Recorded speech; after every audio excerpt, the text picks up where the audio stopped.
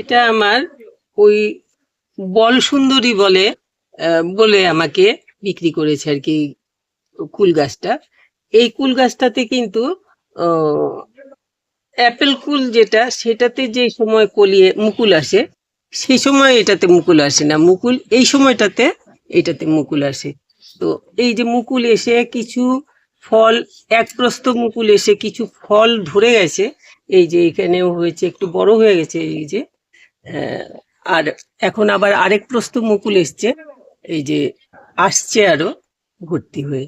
তো এই সময়টাতে গাছের কিছু কেয়ার নিতে লাগে, যেহেতু গাছে এখন এই যে মুকুল আসছে নতুন হয়ে, এই যে ফল হয়েছে, এটা এটা যেন মনে হয় ওই সময়টা তো আসে, কিন্তু এই সময়টাতে যে আসে এইগুলো ফলগুলো কিন্তু খুব ভালো হয়। তো আমাদের কি করতে লাগবে, এইগুলোকে একটুখানি এই সময় একটু দেখে পোকা টোকা যাতে না হয় একটু ওষুধ স্প্রে করতে লাগবে। কুল গাছে তো খুব বেশি রকমের পোকার উপদ্রব হয়, এগুলো বেছে দিতে লাগে। কিছু মাকড়সার উপদ্রব হয়, আর এই যে শুকনো আগাগুলো আছে এগুলো ভেঙে দিতে লাগবে, নইলে এগুলোর থেকে ডাইব্যাক হয়ে যেতে পারে। আমি কাটার আনিনি যেহেতু, সেহেতু আমি বেশি ভাঙবো না, এখন পরে ভেঙে দেবো।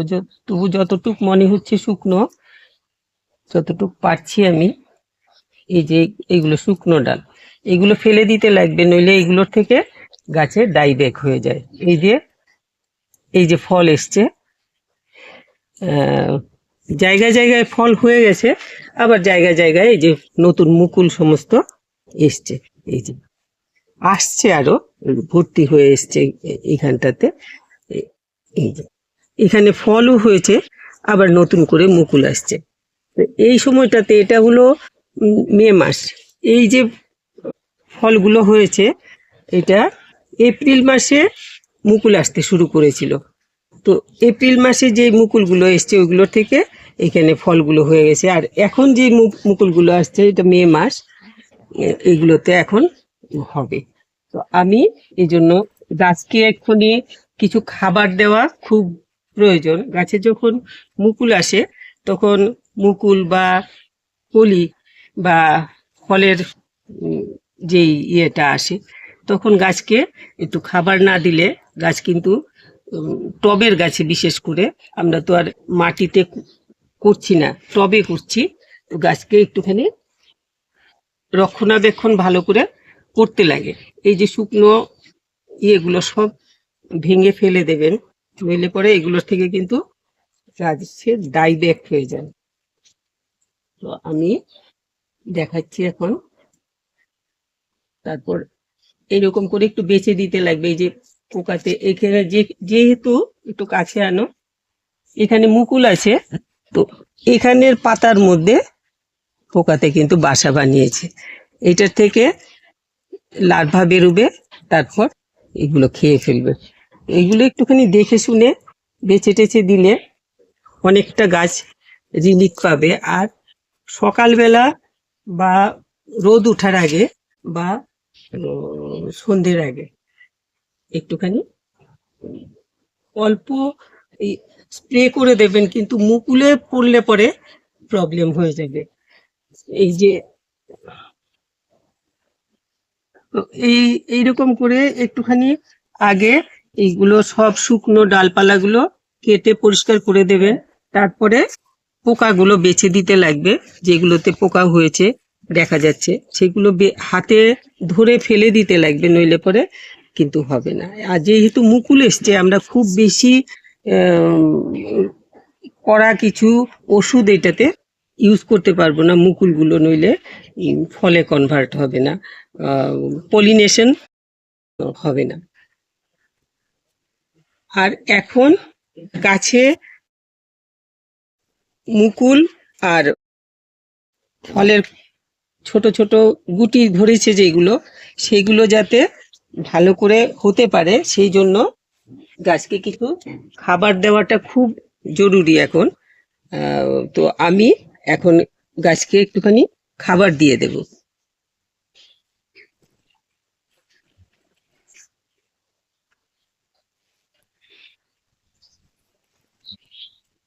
এটাও শুকিয়ে গেছে। শুকনো ডালগুলো দেখে দেখে একদম ফেলে দিতে লাগবে। আমি কাটার আনিনি, হাতেই ভেঙে দিচ্ছি। কাটার আনলে পরে এই জায়গাগুলো ভালো করে একদম পুরোটা কেটে বাদ দিয়ে দিতে লাগবে। এই যে এখানে মুকুল এসছে সমস্ত, এই যে সমস্ত মুকুল এগুলো, তো এই ডালটাকে পুরো গোড়ার থেকে কেটে বাদ দিয়ে দিতে লাগবে, নইলে এইগুলোর থেকে এই যে ডাইব্যাক হয়ে যায়। যেখানে যেখানে আছে দেখে, কাটা আছে আমি আগে দেখতে পাইনি, আগে দেখতে পেলে তো আরো আগেই ফেলে দিতাম এগুলো। যাই হোক, এখন এখন হলো এই যে গাছে এতখানি ফল, তারপর মুকুল সমস্ত এসছে, তো গাছকে এখন খাবার দিতে লাগবে যাতে ফলগুলোকে গাছ ভালো করে বড় করতে পারে, আর ফুলের থেকে যাতে ফলে কনভার্ট হয়, হতে সাহায্য করে। ওই সেই জন্য কিছু খাবার দিয়ে দিতে লাগবে। তো এই সময়টাতে আমরা কি খাবার দেব? নাইট্রোজেন পয়লা খাবার আমরা দেব না, দিলে পরে গাছ কিন্তু ফুলের থেকে ফলে কনভার্ট করা বা ফলকে পুষ্ট করা, মানে বড় করা, এই সমস্ত না করে গাছ কিন্তু নিজের ডাল পাতা এই সমস্ত বাড়াতে শুরু করে দেবে। তো সেইটা না করে গাছ যাতে ফল আর ফুলকে যাতে ভালো করে করতে চেষ্টা করে, সেই জন্য আমরা এখন এইটাতে খাবার দিয়ে দিতে লাগবে। তো খাবার কি দেবো আমি? মেনলি এই জায়গাটা অল্প, বেশি খুঁড়বো না, অল্প একটুখানি খুঁচিয়ে ওপরের মাটিটা 1 ইঞ্চি মতো মাটি সাইডের থেকে সরিয়ে এরকম করে দেব।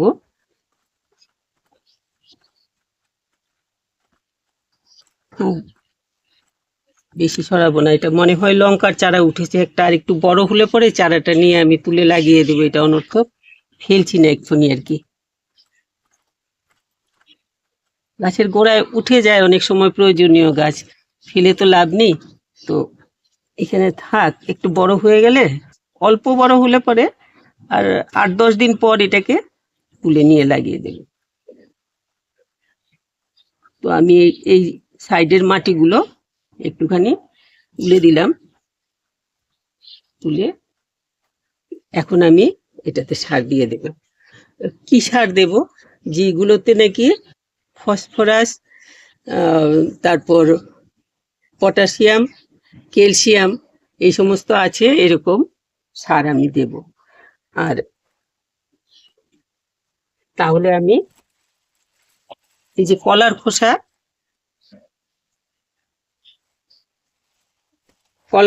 আমি শুকিয়ে কেটে, পাকা কলার খোসা কেটে এই যে শুকিয়ে রেখেছি, ছোট ছোট করে কেটেছি, কেটে শুকিয়ে রেখেছি। ইচ্ছে করলে আপনারা এগুলো গ্রাইন্ডারে দিয়ে রোদে শুকালে পরে খুব শক্ত মুচমুচে হয়ে যায়, তখন গ্রাইন্ডারে দিয়ে গুঁড়ো করে দিলেও হয়। কিন্তু কলার খোসা তো এমনিতেই অল্প জল পড়লেই এটা থেকে রস বেরোতে থাকে, সেই জন্য আমি আর এই ঝামেলাতে যাই না। আমি এরকম শুকিয়ে রেখে দিই, তারপরে এই 1 মুঠ কলার খোসা আমি এটাতে দিয়ে দিলাম।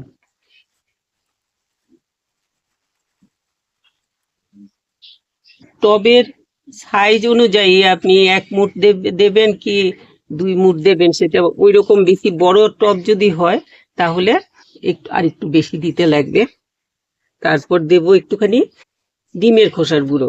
এটাও ইচ্ছে করলে গ্রাইন্ডারে গুঁড়ো করে নিলে, তো ডিমের খোসাটা গুঁড়ো করে নেওয়াটা সবচাইতে বুদ্ধিমানের কাজ, কারণ ডিমের খোসা সহজে মাটির সাথে মিশে না। তো তো আমি গুঁড়ো করেছি, কিন্তু গ্রাইন্ডারে তো করিনি, একটু টুকরো টুকরো রয়েছে এগুলো।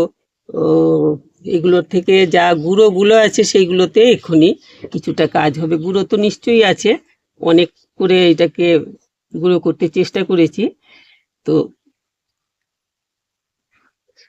তলার গুঁড়োগুলো দিলে পরে কাজ হবে। ভালো করে গুঁড়ো হয়নি আর কি। আমি এটাতে আধা মুঠ মতো ডিমের খোসার গুঁড়ো দিয়ে দিলাম।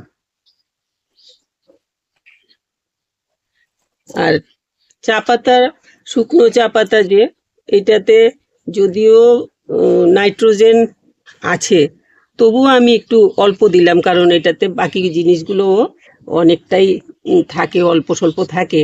তো এটা অল্প করে দিলাম, আধা মুঠ দিয়ে দিলাম এটাতে।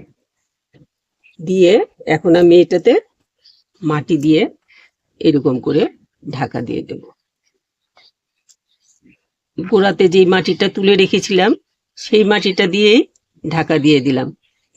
এই কাজটা কিন্তু এক্ষুনি যাদের গাছে, আমার গাছের মতো এরকম এপ্রিল মে মাসে মুকুল আসে বা ফল হয়, তাদেরকে এক্ষুনি এই কাজটা করতে লাগবে। যাদের ফল এক্ষুনি আসেনি, ওরা তো গাছের স্বাস্থ্য ভালো হওয়ার জন্য নাইট্রোজেন ওয়ালা সার, গোবর সার বা ভার্মি কম্পোস্ট বা কিচেন কম্পোস্ট, পাতা পচা সার সবকিছু দিতে পারবেন। সাথে এগুলো মিশিয়ে দিলে পরে মিক্স খাবার যেটা, সেটা এই যেমন এই গাছটা আমার, এটাতে এই সময় মুকুল আসে না, এটা পরে মুকুল আসবে। যখন মুকুল আসার আগে আমি এটাতে কিন্তু এক্ষুনি অল্প কিছুদিন পর বৃষ্টিটা একটু কমলে তখন আমি এটাতে ওই সব কিছু মিশিয়ে একটা মিক্স খাবার বানিয়ে তৈরি করে দেব।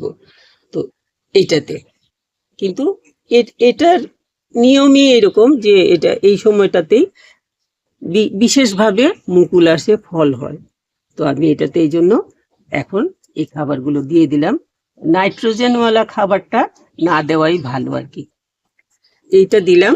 আরেকটা জিনিস দেব, যেটা নাকি যাতে মাটিটা পিএইচ লেভেলটা ঠিক থাকে, সেই জন্য আমি এই যে পলি চুন বা খাবার চুন, যেটা পানের সাথে খায় সবাই, সেই চুন নিয়ে এসছি একটু। এটাতে আমি এতটুক জল, আধা মগ মতো জলের মধ্যে আধা চামচ এই চুনটা মিশিয়ে, ভালো করে মিশিয়ে এটা দিয়ে দেব। বিশেষ করে ফল গাছগুলোতে মাঝে মধ্যেই এই এই কাজটা করতে লাগে। মাঝে মধ্যে বলতে অন্তত পক্ষে 15 দিনে, 1 মাসে একবার পলিচুনটা দিয়ে দিলে ভালো হয়। তাতে গাছের মাটির যে পিএইচ লেভেলটা ঠিক থাকে, আর টক জাতীয় ফল যেগুলো, সেগুলো মিষ্টি হয় অনেকটা। তো আমি এমনি জল না দিয়ে এক্ষুনি আমি এই জলটাই দিয়ে দিচ্ছি। তো একসাথে আমার দুটো কাজ হয়ে গেল। ঢাকা পড়েনি, একটু মাটি দিয়ে দিই, কেন যেই সারটা দিয়েছি এটা বাইরে বেরিয়ে চলে আসছে এই সাইডটাতে। তো আমি এইখানে একটু মাটি দিয়ে ঢাকা দিয়ে দিচ্ছি। জল বেশি দেব না, বেশি দিলে সব ধুয়ে নিচে চলে যাবে। এখন ওপর দিকটাতে গাছের অনেক শেকড় আছে, যেগুলো নাকি যেগুলো দিয়ে গাছ খাবারগুলো টেনে নেয়, সেই শেকড়গুলো ওপরটাতে অনেক আছে। সেইগুলো যাতে খাবারটা নিতে পারে, সেই জন্য আমি যে ধুয়ে নিচে জল বেরোচ্ছে এইটা দেখার জন্য এখন এরকম করবো না।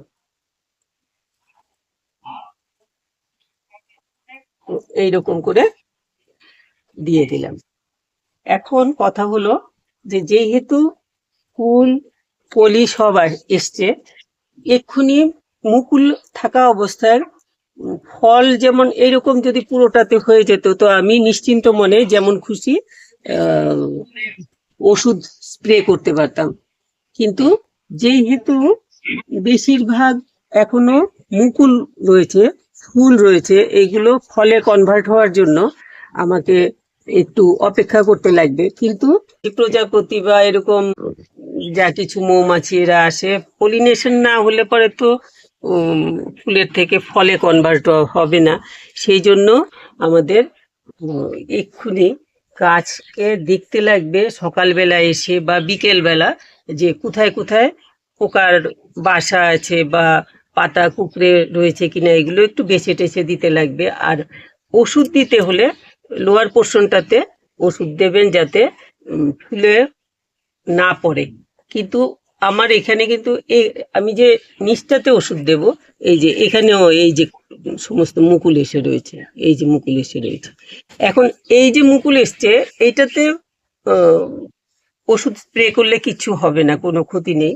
কিন্তু যেগুলোতে ফুল হয়েছে, ফুল ফোটার কন্ডিশনে আছে, সেগুলোতে আমি যদি স্প্রে করি তাহলে পরে কিন্তু ক্ষতি হয়ে যাবে। তো আমি দেখাচ্ছি এই অবস্থাতে, এই যে আছে না, এই যে এখানেও আছে, এগুলোতে এগুলোতে স্প্রে করলে তো আমার এখানে কিন্তু ফল হবে না। এগুলো স্প্রে করা যাবে না এই জায়গাগুলোতে, কারণ মৌমাছি টৌমাছি এরা বসবে না আমি যদি ওষুধ স্প্রে করি। তো শুধুমাত্র একটা জিনিস করা যেতে পারে, ওই বিকেলবেলা একটু স্প্রেয়ারে, যে স্প্রেয়ারে করে আমরা ওষুধ স্প্রে করি ওই রকম স্প্রেয়ার দিয়ে একটু জল স্প্রে করে দিলেও অনেক সময় কিছুটা কাজ হয়। তো এইভাবে করবেন।